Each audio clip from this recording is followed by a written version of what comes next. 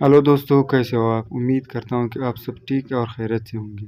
तो आइए देखते हैं कि मुफ्ती साहब उन लोगों के बारे में क्या कहते हैं जो यतीम बच्चों और माओं बहनों का हक खाते हैं। अफसोस है उन लोगों पर जो यतीम माओं बच्चों का हक खाते हैं। तो आइए इस बयान को देखते हैं। तो इस्लामी सोसाइटी में यतीम कहीं दर बदर की ठोकरें नहीं खाता। अगर हमारी सोसाइटी में खा रहा है, क्योंकि हमारे पास केस यतीम की कफालत के नहीं आ रहे, यतीमों के माल को खाने के आ रहे हैं। और चाचा तो मैंने वैसे ही मजाक में कह दिया, बड़ा भाई खा जाता है, चाचा तो बहुत बाद में आता है। सबसे पहले किसकी नजरें होती हैं? बड़े भाई की। यतीम का माल खाते थे, औरत का माल खाते थे, बहनों की विरासत बोलो खा जाते थे। अरबों में आज भी औरत की विरासत खाने का तसव्वुर नहीं है। सऊदी अरब में सवाल ही पैदा नहीं होता कि कोई बहन की विरासत खा जाए, उतना बड़ा जुर्म समझते हैं उसको हमारी सोसाइटी में अल्हम्दुलिल्लाह। और खाते कैसे हैं मैं आपको बता दूं, ताकि जिनको खाने का तरीका नहीं आता तो हम इस तरीके से खाएं वो, ताकि बदनाम भी ना हो और खा भी जाएं। एक तरीका तो मैं नहीं दे रहा विरासत, ये तो बहुत ही 2 नंबर लोगों का तरीका है ना। एक तरीका ये होता है कि जब उसको विरासत मिली, मिसाल के तौर पर 1 करोड़ का प्लॉट है या कुछ भी है, आपको पता है इतने पैसे इसको देने पड़ेंगे, तो उसका ये है कि आप बोले मैं तुम्हारा भाई हूं ना, तुम्हें ज़रूरत क्या है, ये तुम्हारे पैसे हैं, जब ज़रूरत हो ले लेना। अब भाई 1 करोड़ की कब ज़रूरत पड़ेगी? कोई कैंसर हो जाएगा या क्या होगा उसको, खुदा न ख्वास्ते कोई बीमारी हो गई तो फिर इधर उधर से चंदे लेता फिरेगा, ज़कातें मांगता फिरेगा। तो ये खाना ही है।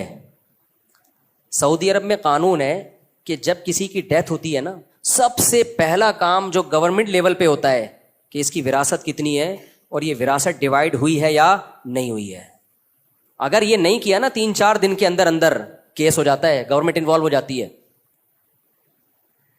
हमारे यहां पहले अम्मा कहती हैं कि हाय बाप का कफन अभी मैला नहीं हुआ, उसकी जायदादों के हिस्से बखिए शुरू कर दिए, हाय हाय हाय, और ये सब मेरा है, जब तक मैं जिंदा हूं ये किसका है? मेरा। ना ना ना, माँ के हुकूक हैं मगर उसकी एक लिमिट है। अम्मा अगर ये आप ही का है तो अल्लाह ने क्यों कहा यूसीकुमुल्लाहु फी औलादिकुम लिज़्ज़करी मिस्लु हज़्ज़िल उनसयैन। अल्लाह वसीयत कर रहा है कि अब्बा मर जाएं तो बेटों को और बेटियों को विरासत दे देना, बेटों को दुगना दे देना, बेटी को आधा दे देना, और अपनी अम्मा को कितना दे देना? वलकुम निस्फु मा वलहुन्ना सुमुनु इन कान लकुम वलद वलहुन्ना सुमुनु मिम्मा तरकतुम इन कान लकुम वलद। तुम्हारे अगर औलाद थी और तुम मर गए तो तुम्हारी बेवा का 8वां हिस्सा यानी 12.5%। तो ये अल्लाह ने जब वसीयत कर दी है तो अम्मा की वसीयत और अल्लाह की वसीयत जब टकराएगी तो किसकी वसीयत पर अमल होगा? बोलो अल्लाह की। और देखो अल्लाह ने वसीयत का लफ्ज क्यों इस्तेमाल किया, ऑर्डर का लफ्ज इस्तेमाल क्यों नहीं किया? पॉइंट की बात। अल्लाह ये भी कह सकते थे अल्लाह तुम्हें हुक्म दे रहा है कि जब तुम मरोगे तो तुम्हारे बच्चों को इतना मिलेगा। वसीयत का लफ्ज अल्लाह ने इस्तेमाल किया ये बताने के लिए कि बाप भी वसीयत करके चला जाए ना इसके खिलाफ, वो वसीयत भी मोतबर नहीं है, क्योंकि अब उसकी वसीयत किसकी वसीयत से टकरा रही है? अल्लाह की। क्योंकि बाप जो मरने से पहले बाज़ दफा वसीयत कर देता है कि मेरी वसीयत है कि मेरा माल मंजिले बेटे को इतना दे देना, बेवा को इतना दे देना, ये सब तुम्हारी माँ का है, ये मेरी वसीयत है। तो अल्लाह ने बता दिया कि अब्बा अगर वसीयत कर रहे हैं तो उसके मुकाबले में मैं भी क्या लफ्ज इस्तेमाल कर रहा हूं? वसीयत, ताकि दोनों लफ्जों के टकराव से तुम्हें समझ में आए कि यहां मैयत का मुकाबला किससे हो रहा है? अल्लाह से। लिहाजा मैयत की वसीयत इस मौके पे क्या है? कल अदम, कोई हैसियत नहीं है उसकी वारिसों के बारे में। तो आप सल्लल्लाहु अलैहि वसल्लम ने इतना ज्यादा इस पे बात की, इतना ज्यादा मोटिवेट किया कि अरबों में 2 क्वालिटी बहुत खानदानी पैदा हुई हैं आपके दुनिया से जानने के बाद। एक तरफ यतीमों का माल का बेड़ा गर्क करते थे, कोई पुरसाने हाल नहीं होता था यतीम का। दूसरी तरफ बेटी की पैदाइश पे मुंह का रंग कैसा हो जाता था? काला। गल्ला वजहुहु मुस्वद्दन, कुरान कहता है चेहरा ऐसा काला होता था, हालांकि सफेद चिट्टा होता है, चेहरे पे ऐसी फिटकार बरस रही होती थी ना उसको लगता था ये मेरे साथ पता नहीं क्या हो गया। सारा दिन उसी स्याह चेहरे के साथ घूमता था और कहता था अयुमसिकुहु अला हुनिन अम यदुस्सुहु फित तुराब, मैं कौम के ताने बर्दाश्त करके इसको बर्दाश्त कर लूं या इसको जमीन में दफन करके जान छुड़ाऊं। कुछ लोग जमीन में दफन करते थे और कुछ लोग सारी जिंदगी की जिल्लत और ताने बर्दाश्त। दोस्तों को जब बताता ना बेटी हुई है, दोस्त मजाक उड़ाते थे। हमारे नबी सल्लल्लाहु अलैहि वसल्लम ने ज़बान से भी तरगीब दी औरत के हुकूक की और प्रैक्टिकल भी करके दिखाया। आज ज़बान से बातें करने वाले बहुत हैं, عمل میں کیا ہوتے ہیں؟ زیرو. ہمارے نبی نے عمل کیسے کیا؟ دیکھو بار بار یہ حدیث بیان کرتا ہوں، اس موضوع کی مناسبت سے ریپیٹ کر لیتا ہوں اس کو. نماز کا وقت تھا، آپ صلی اللہ علیہ وسلم اپنی بیٹی کی بیٹی جو 2-2.5 سال کی تھیں ان کو کندھے پہ بٹھا کے مسجد میں تشریف لائے، حالانکہ ایسا آپ نے زندگی میں پہلے کبھی بھی نہیں کیا. حسن و حسین رضی اللہ عنہما کو سجدے کی حالت میں پشت پہ بیٹھنے دیا، سمجھ رہے ہو؟ خطبے کے دوران آپ کی نظر حسن و حسین پہ پڑی، ان کو اٹھا کے گود میں لے آئے، یہاں تک پروٹوکول ان کو دیا آپ صلی اللہ علیہ وسلم نے. لیکن اپنی بیٹی کی بیٹی کو جو پروٹوکول دیا وہ پروٹوکول بیٹوں کے حصے میں نہیں آیا. وہ کیسا؟ نماز کی حالت میں کندھے پہ بٹھا کے لا رہے ہیں اپنی بچی کو. نارمل ہے بھائی، ہو سکتا ہے بعض دفعہ باپ ایسا کرتا ہے، بھائی بچی کو بٹھا لیا تو بھائی اب آپ اتار لیں اس کو نماز کے وقت میں. ایسا ہی ہوتا ہے کہ نہیں ہوتا؟ اقامت ہوئی ہے، وہ بچی آپ صلی اللہ علیہ وسلم کے شان مبارک پر بیٹھی ہوئی ہے، اسی طرح آپ نے نیت باندھ لی ہے. سمجھتے ہو کہ نہیں سمجھتے؟ نیت بھی باندھ لی. چلو یار یہ بھی سمجھ میں آتا ہے کہ بھائی بعد میں اتار لیں گے جب رکوع میں جائیں گے. ٹھیک ہے بھائی، رکوع میں جب گئے تو اتار لیے، کیوں گر جاتی. کمال یہ ہے کہ دوسری رکعت کے لیے جب کھڑے ہونے لگے اس کو اٹھا کے دوبارہ بٹھا لیا کرنے. 4 رکعتیں اسی طرح پڑھائی ہیں.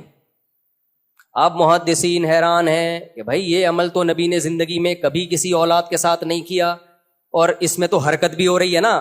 کیا خیال ہے؟ نماز میں حرکت پسندیدہ عمل نہیں ہے اور اس کی ضرورت بھی نہیں ہے. وہ بچی رو تھوڑی رہی تھی، اس کو بٹھا دیتے وہیں پہ. اور اگر یہ سنت عمل ہے تو بعد میں دوبارہ کیوں نہیں کیا؟ بھائی بچوں کو اگر کندھوں پہ بٹھا کے نماز پڑھنا سنت ہے تو بعد میں دوبارہ کیوں نہیں کیا؟ یہ صحابہ نے کیوں نہیں کیا؟ علامہ نووی رحمہ اللہ تعالی نے اس کا بڑا شاندار جاندار جواب دیا. فرمایا اصل میں پیغمبر کا مقصد عمل کر کے عربوں کے دلوں سے بچیوں کی نفرت نکالنا تھی. سمجھتے ہو کہ نہیں سمجھتے کہ اس کو وہی پروٹوکول دیا جائے گا جو کس کو دیا جاتا ہے؟ بیٹوں کو. کیونکہ نماز سے بڑا مقام پیغمبر کے لیے کوئی نہیں ہے. نماز سے اور مصلی پیغمبر کا، اس سے اونچی جگہ اس کائنات میں کوئی نہیں ہے. اس جگہ پہ سید الانبیاء اپنی بیٹی بھی نہیں، بیٹی کی بیٹی، ان کو اتنا پروٹوکول دے رہے ہیں.